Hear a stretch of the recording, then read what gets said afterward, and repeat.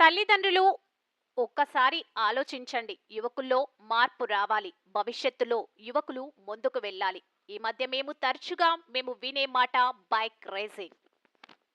ఉదయం 7 గంటల సమయంలోని కుటాగుల్ల మదనపల్లి హైవే నందు 20 మంది పిల్లలు 10 మోటార్ సైకిల్స్ తోటి రేసింగ్ చేస్తున్నారు.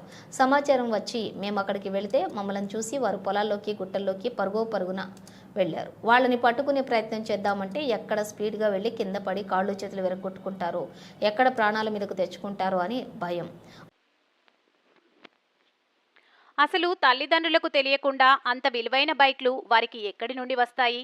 ఆ బైక్ను రేసింగ్కు అనుగుణంగా మార్చిన తర్వాత వారి ఇంటి వద్ద వాటిని ఉంచినప్పుడు తల్లిదండ్రులు గమనించారా? వారికి అంత డబ్బులిచ్చేది ఎవరు? డబ్బులు లేకుండా అంత విలువైన బైక్స్ వారికి ఎలా వస్తాయి?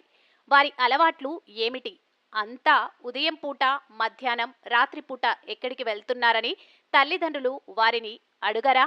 ఒకవేళ పోలీసులకు సమాచారం వచ్చి వారిని పట్టుకొని కౌన్సిలింగ్ ఇచ్చే నిమిత్తం పోలీస్ స్టేషన్కు తీసుకువచ్చారని తెలియగానే తెలిసిన వారితో పోలీసులకు ఫోన్ చేయించేది తల్లిదండ్రులు కాదా?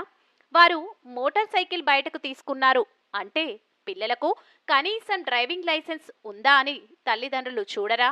వారి సంగతి సరే, వారి వలన ఇతరులు ప్రమాదానికి గురైతే వారికి జవాబుదారీ ఎవరు? పిల్లలా? తల్లిదండ్రులా? పోని పిల్లలకు ఏమైనా అయితే నష్టం ఎవరికి? తల్లిదండ్రులకు కాదా? తల్లిదండ్రులు కాస్త ఆలోచించండి. పిల్లల మీద దృష్టి పెట్టండి. వారి భవిష్యత్తుకు మార్గదర్శకులు మీరే. Inspector of police, Kadiri, Sathya Sai జిల్లా.